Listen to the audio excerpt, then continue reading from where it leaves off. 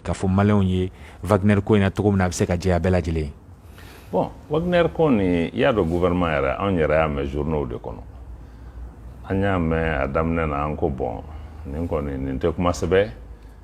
journal n'a fɔra aw yɛrɛ journaliste ye n'a fɔra aw bɛ fɛn o fɛn fɔ don o don f'anw ka na an kali ka siɲɛ a la a tɛ taa donc fɛn dɔw bɛ yen i b'a to yen an b'a miiri k'a bɛ tɛmɛ mais a ko ma tɛmɛ an y'a ye fɛn caman de fana bɛ nin ko kɔfɛ parce que jamana wɛrɛw de wulilen bɛ u bɛ nin ko kɔfɛ u bɛ ka pression kɛ Mali kan ko k'a fɔ ko gouvernement wulilen bɛ k'a bɛ taa mercenaires russiw ta ka na pour que ka an ka institution lakana ka nord lakana kuma caman caman donc mais an n'u kumana an ko mɔgɔw ma bon ni preuve b'aw bolo aw bɛ na n'a ye mais preuve ma se ka na Fransi ministre des affaires étrangères ne n'o sigi k'a fɔ kɛ Jean-Yves Le Drian an ka ministre de la défense Sadio Camara donc o ni madame Parly n'o ye Fransi ministre de la défense o n'o fana kumana u fila bɛɛ y'a reconnaître ko aw ye min fɔ an ye vraiment an yɛrɛ y'a dɔn ko fɛn ma kɛ nin ko la mais a hakilinata b'aw la an ko n'a fɔra sisan nɔ ko jamanaw an bɛ ɲɔgɔn ka sira tagama k'a fɔ de ko min ŋaniya ye min ye est ce que anw yɛrɛ b'a dɔn min ye aw fana ŋaniya ye hali n'an b'a dɔn est ce que an wulila ka se aw ma k'a fɔ ko nin de y'aw ŋaniya ye donc jamanaw tɛ se ka taa o kan n'aw ko ko kɛra aw bɛ na n'a ye aw yɛrɛ ko k'a ma kɛ mais n'i y'a lajɛ fɛn min bɛ nin kɔfɛ parce que mɔgɔw wulilen bɛ ka taa ka kuma caya yɔrɔw la k'a fɔ ko bon Mali ni Russie de man kan ka baara kɛ ɲɔgɔn fɛ en fait o de b'a ko kɔfɛ mercenaire ko dɔrɔn tɛ quoi donc an y'a yira k'a fɔ Mali ni Russie baara min bɛ ka k'an ni ɲɔgɔn cɛ o ma daminɛ bi parce que n'i y'a jateminɛ depuis Modibo Keyita ninnu ka wagati Mali bɛ sigi don minnu na an ka yɛrɛma hɔrɔnya kɔfɛ n'a bɛ fɔ min ma ko ex Union soviétique olu de nana Mali dɛmɛ o y'a sɔrɔ mɔgɔ si tɛ o bɛɛ taara k'an bila l'école karamɔgɔ tɛ yen dɔgɔtɔrɔ tɛ yen fosi tɛ yen sɔrɔsi tɛ yen donc olu de y'an dɛmɛ ka se ka Mali kɛ a kɛra min ye bon o kɔfɛ Union soviétique binna Russie nana mais Russie fana ni Union soviétique tɛ kelen ye parce que Union soviétique tun bɛ se ka dɛmɛ minnu kɛ Russie fana tɛ se k'o kɛ o fanga tɛ Russie la mais Russie n'u bɛ baara kɛ parce que an mago bɛ kɛlɛkɛminɛnw dɔw la o kɛlɛkɛminɛnw b'olu bolo olu b'a di an ma u tɛ problème k'a la aw yɛrɛ y'a ye kɔsan n'an ye avion dɔ san Airbus bolo o avion de hali kɛlɛkɛ avion tɛ a bɛ mɔgɔw de ta o avion sanna u y'o bloqué hali sini an yɛrɛ ma se k'a faamuya kumaw bɛ sen na u ko k'a ɲɛnabɔra nin kɛra depuis août an sigilen bɛ o ma na mais an ko an teri américains ni tubabu ninnu ma an ko mais n'a fɔra ko anw ka jamana anw bɛ guerre de la an ni terroristes de bɛ ɲɔgɔn na an ni terroristes minnu bɛ ɲɔgɔn na olu c'est des terroristes les plus violents minnu ka jugu ka fagali ka jugu ni diɲɛ terroriste bɛɛ ye Al-Qaïda b'o la État islamique b'o la aw hakili la anw bɛ se k'olu kɛlɛ ni bere de ye wa pour que an ka se k'u kɛlɛ f'an ka kɛlɛkɛminɛnw de sɔrɔ mais n'anw ka kɛlɛkɛminɛn k'u liyelen bɛ nin avion de la mais sisan tun b'a sɔrɔ Mali ko kuma banna donc an bɛ taa kɛlɛkɛminɛn yɔrɔ fana na an b'a sɔrɔ nɔgɔya la yɔrɔ min de o de ye Russiw fana ka baara ye parce que Russiw ninnu olu b'a d'an ma u t'o condition bɛɛ k'a la parce que an mago bɛ a marifa la joona an mago b'a la teliya la mais an b'a san de fana mais hali tɔ ninnu hali n'an y'a san a tɛ sɔrɔ donc an y'a fɔ fana k'a fɔ jamanaw k'a faamuya Mali fana an y'an ka jamana ka yɛrɛma hɔrɔnya ta n'a bɛ fɔ ko pays souverain an yɛrɛ de b'an ka kow décider an ko jamana si tɛ se k'a fɔ Mali ye k'a fɔ i bɛ se ka nin jamana de sira tagama i tɛ se ka nin jamana dɔ in sira tagama jamana si tɛ sɔn o ma Mali yɛrɛ fana tɛ sɔn o ma an ko ni Mali ka intérêt ye fɛn o fɛn ye an bɛ t'o ɲɛɲini n'a bɛ sɔrɔ Chine kunda an bɛ taa n'a bɛ sɔrɔ Russie kunda an bɛ taa yen nɔ n'a bɛ sɔrɔ Amérique kunda an bɛ taa yen n'a bɛ sɔrɔ Europe fana an bɛ taa yen nɔ mais n'i ye Wagner ko in yɛrɛ bɛɛ jate lajɛ nin bɛɛ ka mankan wuli de parce que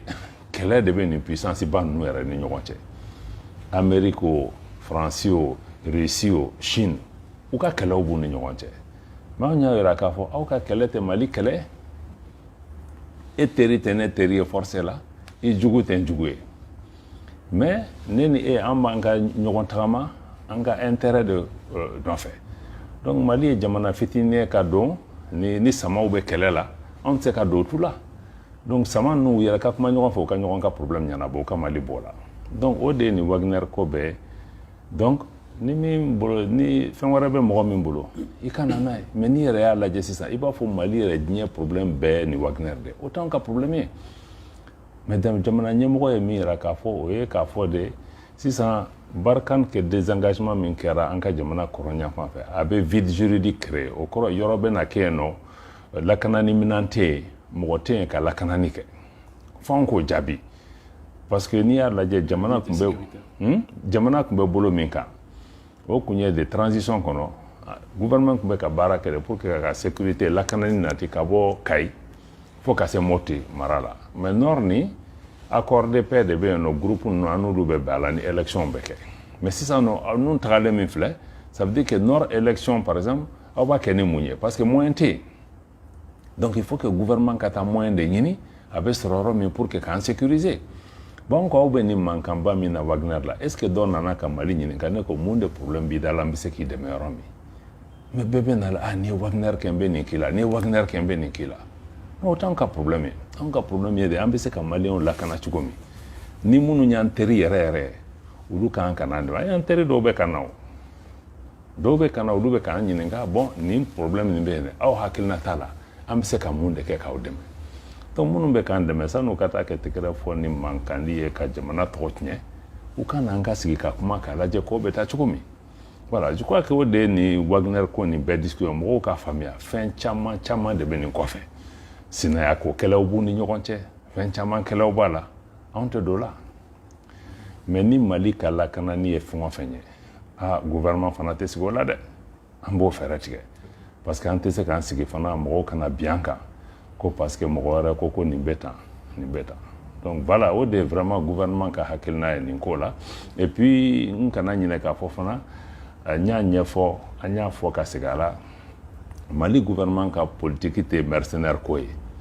Mali gouvernement anw ka politique ye de an bɛ se ka lakana ni minanw ani labɛn ni jumɛn di an ka sɔrɔsiw ma olu yɛrɛ ka se ka jamana lakana donc n'an k'an ka mɔgɔ dɛmɛ an b'an yɛrɛ ka mɔgɔ ninnu de dɛmɛ pour que olu ka minɛn sɔrɔ ka se ka kɛlɛ kɛ parce que n'i y'a lajɛ a kɛra mercenaire ye o a kɛra Barkhane ye o a kɛra mɔgɔ ye komi an y'a ye Afghanistan jamana fɛn o fɛn n'i ka lakanani ta k'a kalifa mɔgɔ wɛrɛ de ma i bɛ bali ka wuli don dɔ la i bɛ fɛn ye min man di ye dɛ donc n'i bɛ fɛ k'a ko kɛ a ka kɛ ka mɛn f'i k'i yɛrɛ ka armée de sigi i k'i ka armée i ka minɛnw d'olu ma olu k'i protéger donc o minɛn bɛ sɔrɔ yɔrɔ o yɔrɔ an bɛ t'o ɲini pour que k'o d'olu ma donc nin de ye gouvernement ka hakilinata ye donc an yɛrɛ bɛ se ka min k'an yɛrɛ ni ɲɔgɔn cɛ an b'o kɛ et an lakanani nin fana ko nɔgɔn tɛ min bɛ Mali kunna a bɛ jamana caman de fana kan donc fan ni an ka jamana minnu b'an kɛrɛfɛ n'a bɛ fɔ ko coopération régionale a kɛra Algérie ye sa wa a kɛra Mauritanie ye a kɛra Niger ye G5 ni fɛn ninnu an n'olu bɛɛ kan ka se ka baara kɛ pour que k'a kɛ lakanani bɛ sabati cogo min donc hali olu yɛrɛ an mago bɛ se jamana tɔw ka dɛmɛ ma mais dɛmɛ fana f'a ka kɛ o hakilinata de kɔnɔ a ka kɛ ni jɛlɛnya ye parce que ni mɔgɔw bɛ kɛ ni dɛmɛ i tɛ se ka kɛ i bɛ Mali dɛmɛ i n'anw bolo bɛ ɲɔgɔn bolo i ni Mali juguw bolo bɛ ɲɔgɔn bolo o fana tɛ taa dɛ n'i bɛna dɛmɛ kɛ a bɛ kɛ jɛlɛnya ani tilennenya de kɔnɔ n'i bɛ fɛ ka kɛ Mali teri ye i bɛ maliyɛnw de bɛɛ de i teri ye mɔgɔ tɛ se k'a fɔ ko Mali dɔgɔnɔw de ye ne teri ye kɔrɔbɔrɔw de ye ne teri ye non n'i ye Mali teri ye i bɛ kɛ Mali jamana den bɛɛ de teri donc anw ka hakilinata ye o de ye bi n'an teri minnu bɛ na an b'u juger o de fɛ Mali teri ye mɔgɔ minnu b'aw ka kɛlɛɲa dɛmɛ mɔgɔ minnu b'a dɛmɛ aw ka se ka wuli aw yɛrɛ ye donc ni dɛmɛ min tɛ taa o sira fɛ fana ne hakili la an kan ka se ka courage sɔrɔ k'a fɔ o tigi ye bon i ka ŋaniya ka ɲi mais i bɛ se k'a to yen